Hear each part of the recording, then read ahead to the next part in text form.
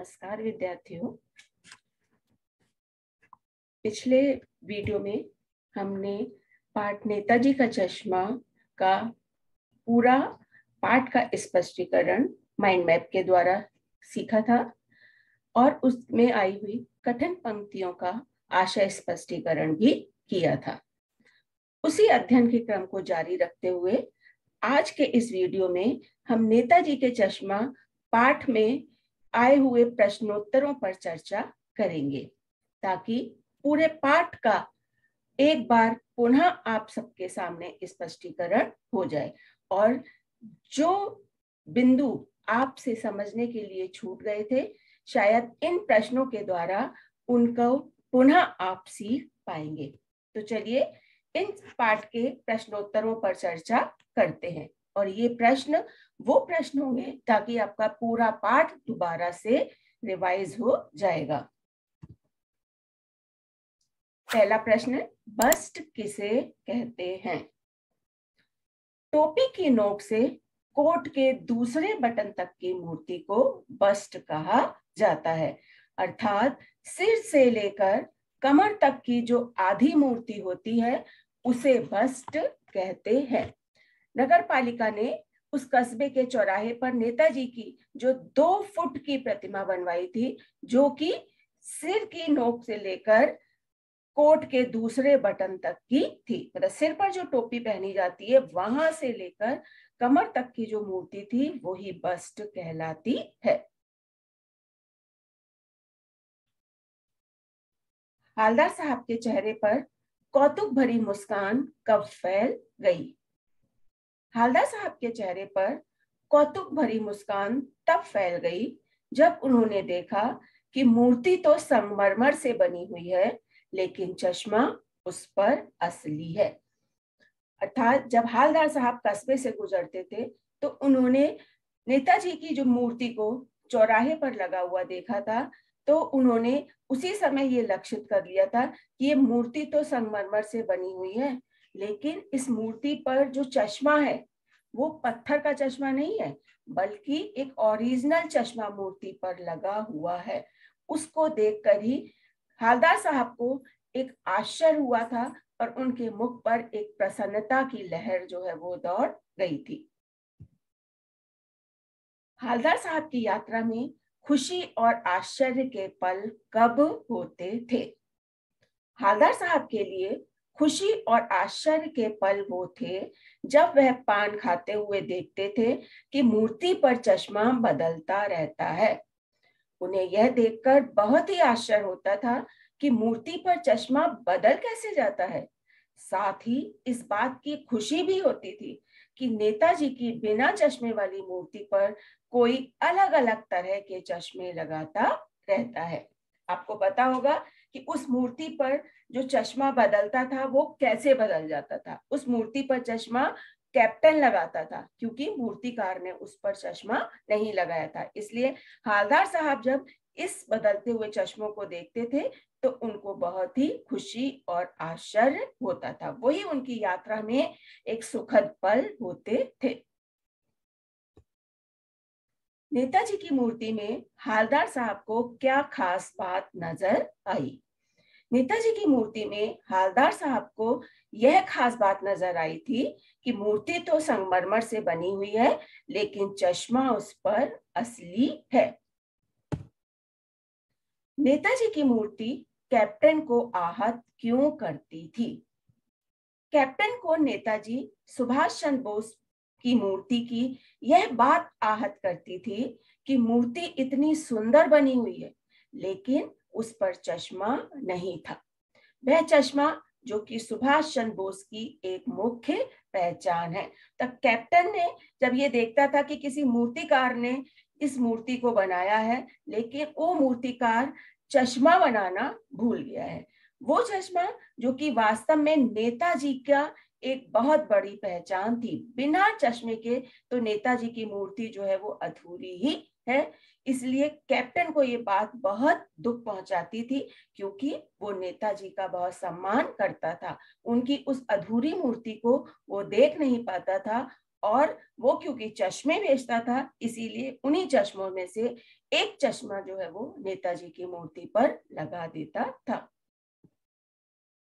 किसके प्रयास को सफल और सराहनीय कहा गया है और क्यों? मोतीलाल जी के प्रयास को सफल और सराहनीय कहा गया है। जैसे आप जानते हैं मोतीलाल जी कौन थे? उसी कस्बे के जो लड़कों का एक हाई स्कूल था, उसी में वो ड्राइंग के टीचर थे। उन्होंने ही उस मूर्ति को बनाया था और वो सफल प्रयास इसलिए था क्योंकि उन्होंने जो फौजी वर्दी में नेताजी की मूर्ति बनाई थी वो इतनी रियल लगती थी, इतनी वो स्वाभाविक लगती थी कि उसको देखकर सुभाष चंद्र बोस के दिए हुए नारे तक याद आने लगते थे। कौन से थे वो नारे? एक तो तुम मुझे खून दो, मैं तुम्हें आजादी दूंगा, और दूसरा नारा था दिल्ली चलो। तो इस दृष्टि से ये बिल्कुल सफल और सराहनीय प्रयास था। वाह भाई, क्या खूब आइडिया है। यहाँ पर किस आइडिया की बात की जा रही है? मूर्ति पर बदल बदल कर चश्मा लगाना ताकि मूर्ति सदैव नई सी लगती रहे। यहाँ पर इसी आइडिया की बात की जा रही है। और ये आइडिया किसके मन में आया था? ये आइडिया कस्बे में जो वो कैप्टन रहता था उसी के मन में ये बात आई थी, क्योंकि वो अपने चश्मों में से चश्मे वहां पर लगाता था और ग्राहक को यदि कोई पसंद आता था तो वहां से वो उतार कर दे देता था। इसलिए हमेशा मूर्ति पर चश्मा बदलता रहता था। कस्बे की हृदय स्थली किसे कहा गया है? कस्बे की हृदय स्थली नगर के मुख्य चौराहे को कहा गया है। जैसे शरीर में जो हृदय होता है अर्थात हार्ट जो है वो एकदम मुख्य और बीच का भाग होता है, उसी प्रकार से कस्बे का जो चौराहा था वो उस कस्बे का मुख्य और सेंटर पार्ट था। हालदार साहब के लिए चकित और द्रवित करने वाली बात क्या थी? हालदार साहब के लिए चकित और द्रवित करने वाली बात यह थी कि मूर्तिकार ने जो मूर्ति बनाई थी वह हर दृष्टि से सुंदर थी, लेकिन उस पर वह चश्मा बनाना भूल गया था। तो इस चीज को देख करके कि मूर्ति पर चश्मा जो है वो मूर्तिकार ने नहीं बनाया है, हालदार साहब जो है वो उनको बहुत आश्चर्य था इस बात का, और उन्हें दुख भी होता था कि कोई ऐसा कैसे कर सकता है कि जिस व्यक्ति की वो मूर्ति बना रहा है उस व्यक्ति के महत्वपूर्ण भाग जो कि नेताजी के आंखों पर चश्मा है वो उस चश्मे को बनाना ही भूल गया। कैप्टन की मृत्यु के पश्चात हालदार साहब घर से क्या सोचकर निकले थे? कैप्टन की मृत्यु के पश्चात हालदार साहब यह सोचकर घर से निकले थे कि वह इस बार चौराहे पर नहीं रुकेंगे, मूर्ति की ओर देखेंगे भी नहीं, पान भी कहीं आगे चलकर खा लेंगे, क्योंकि वो बिना चश्मे की नेताजी की मूर्ति को देख नहीं सकते थे। इसलिए कैप्टन के बनने के पश्चात जब उन्होंने कई बार निकलने पर यह देखा कि मूर्ति पर कोई भी कैसा भी चश्मा नहीं है, तो इस बार उन्होंने इस बात का निर्णय कर लिया था कि इस बार वो कस्बे के चौराहे पर नहीं रुकेंगे। चौराहे पर आते ही हालदार साहब ने ड्राइवर से गाड़ी रोकने के लिए क्यों कहा? हालदार साहब यह सोचकर घर से निकले थे कि इस बार वह चौराहे पर नहीं रुकेंगे, लेकिन जैसे ही जीप चौराहे पर पहुंची वह एकदम से चीख पड़े, क्योंकि उनके अनुमान के विपरीत मूर्ति पर एक चश्मा लगा हुआ था जो कि सरकंडे से बना हुआ था। मतलब कि हालदार साहब जैसे ये सोचकर निकले थे कि मूर्ति पर कोई चश्मा नहीं होगा, लेकिन जैसे ही जीप कस्बे के चौराहे के पास पहुंची एकदम से हालदार साहब ने देखा कि मूर्ति पर कोई चश्मा जो है वो लगा हुआ है, अर्थात बच्चे के द्वारा बनाया हुआ सरकंडे का चश्मा जो है वो मूर्ति पर लगा हुआ था। तो हालदार साहब के अनुमान के विपरीत उनको वहां पर चश्मा दिखाई दिया था एकदम से, और वो एकदम से जो है वो चलती हुई हल्की सी जीप जो है वो रुक रही थी और वो वहां से उतर गए थे और नेताजी की मूर्ति के सामने जाकर के अटेंशन में खड़े हो गए थे। हालदार साहब क्या देखकर भावुक हो गए? भावुक का मतलब उनको देखकर क्या उन्होंने ऐसा देखा था कि उनके अंदर जो है वो भावनाएं जागने लगी थी, अर्थात उनकी आंखों में पानी तक आ गया था। हालदार साहब यह सोचकर घर से निकले थे कि इस बार चौराहे पर नहीं रुकेंगे, लेकिन चौराहे पर पहुंचते ही जब उन्होंने मूर्ति पर सरकंडे से बना हुआ एक चश्मा लगा देखा, तब यह देखकर वे भावुक हो गए थे। उन्होंने सोचा कि देशभक्ति की भावना आज भी जीवित है। उनके मन में उस समय यही जो है वो ख्याल आया था कि ऐसा नहीं है कि देशभक्ति की भावना आज की पीढ़ी में से खत्म होती जा रही है, क्योंकि उन्होंने देखा कि चश्मा जो है, जो कि बच्चे बना लेते हैं, वो एक सरकंडे से बना हुआ चश्मा मूर्ति पर लगा हुआ था। पहले ये जिम्मा कैप्टन ने लिया था, लेकिन उसके बाद यह जिम्मा शायद बच्चों के ने ले लिया है और उन्होंने एक अपने अनुसार एक छोटा सा सरकंडे से बना हुआ चश्मा उस मूर्ति पर लगा दिया है। तो चलिए अब कुछ बहुविकल्पी प्रश्नों पर चर्चा करते हैं और आप प्रश्नों के जो ऑप्शन है उन्हें देखिएगा और उसके आंसर देने का, उसके उत्तर देने का प्रयास करिएगा, ताकि आपको इन तरह के प्रश्नों की भी एक अभ्यास हो जाए, एक प्रैक्टिस हो जाए।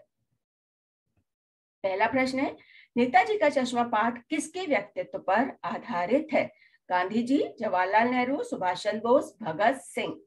उत्तर है सुभाष चंद्र बोस। नेताजी की मूर्ति में कैसे लग रहे थे? शांत और क्रोधी, संघर्षशील और क्रांतिकारी, मासूम और कमसिन, क्रोधी और उग्र। तो इसका सही उत्तर जो है वो है मासूम और कमसिन। मतलब उस मूर्ति में जो सुभाष चंद्र बोस की मूर्ति मोतीलाल जी के द्वारा बनाई गई थी, उसमें वो बहुत ही कम उम्र के और बिल्कुल सीधे से मासूम से उनकी जो है वो छवि दिखाई दे रही थी। नेताजी का चश्मा पाठ किस साहित्यिक विधा क्या है? था जो नेताजी का चश्मा पाठ लिखा गया है उसकी कौन सी तरह से वो लिखा गया है, वो क्या है? वो कहानी है, नाटक है, निबंध है, रेखा चित्र है या संस्मरण है? तो विधा का मतलब क्या होता है? प्रकार। तो वो कहानी, नाटक, रेखा चित्र या संस्मरण। तो सही उत्तर इसका है कि कहानी विधा में लिखा गया है। पाठ नेताजी का चश्मा में किस बात को उठाया गया है? विलुप्त होती देशभक्ति की भावना, लोगों में बढ़ती हुई देशभक्ति की भावना, मूर्तियों का उचित रखरखाव न होना, कस्बे में अच्छे मूर्तिकार की कमी होना। तो सही उत्तर है विलुप्त होती देशभक्ति की भावना। विलुप्त माने खोती हुई, ठीक है। आज जो है वो देशभक्ति की भावना कम होती जा रही है, खोती चली जा रही है। नेताजी की मूर्ति बनाने का कार्य किसे सौंपा गया? एक प्रसिद्ध मूर्तिकार को, कस्बे के हाई स्कूल के ड्राइंग मास्टर को, कस्बे के एक चित्रकार को, कस्बे की एक स्थानीय मिस्त्री को। सही उत्तर है कस्बे के हाई स्कूल के ड्राइंग मास्टर को। उनका नाम क्या था? मोतीलाल। चश्मे वाले के प्रति पान वाले के मन में कैसी भावना थी? घृणा की भावना, उत्साह की, उपेक्षा की या प्रेम की? तो सही उत्तर है इसका उपेक्षा की। हालदार साहब की क्या आदत थी? पान वाले से मिलना, मूर्ति पर तरह तरह के चश्मे लगाना, पान वाले से मजाक करना, कस्बे से गुजरते समय चौराहे पर रुककर पान खाना। तो सही उत्तर है इसका कस्बे के गुजरते समय चौराहे पर रुककर पान खाना। हालदार साहब को पान वाले की कौन सी बात अच्छी नहीं लगी? नेताजी का मजाक उड़ाना, कैप्टन को लंगड़ा और पागल कहना, तोन हिलाकर हंसना, बिना वजह बोलना। तो सही उत्तर है कि हालदार साहब को पान वाले का लंगड़ा और पागल कहना बिल्कुल भी अच्छा नहीं लगा था, क्योंकि वो हालदार साहब ने ये सोचा कि वो जो व्यक्ति है वो नेताजी की मूर्ति पर चश्मा लगाता है, लेकिन इतने बड़े देशभक्त को भी यदि ये पान वाला लंगड़ा और पागल कहकर उसका मजाक उड़ा रहा है, तो ये जो है वो वास्तव में अपंग मानसिकता का ही परिचायक है। मूर्ति पर कौन सा चश्मा देखकर हालदार साहब की आंखें भर आईं? चौकोर चश्मा, धूप का चश्मा, सरकंडे का चश्मा, गोल चश्मा। सही उत्तर है सरकंडे का चश्मा। इस चश्मा किसने लगाया था? नेताजी की मूर्ति पर सरकंडे का चश्मा किसने लगाया होगा? चश्मे वाले ने, लेखक ने, हवलदार ने या किसी बच्चे ने? तो सही उत्तर इसका है कि किसी बच्चे ने ही सरकंडे का चश्मा लगाया था। आशा है आपको यह पाठ पूरी तरीके से समझ में आ गया होगा। तो अगले वीडियो में अगले पाठ के साथ हम पुनः मिलेंगे। तब तक के लिए धन्यवाद।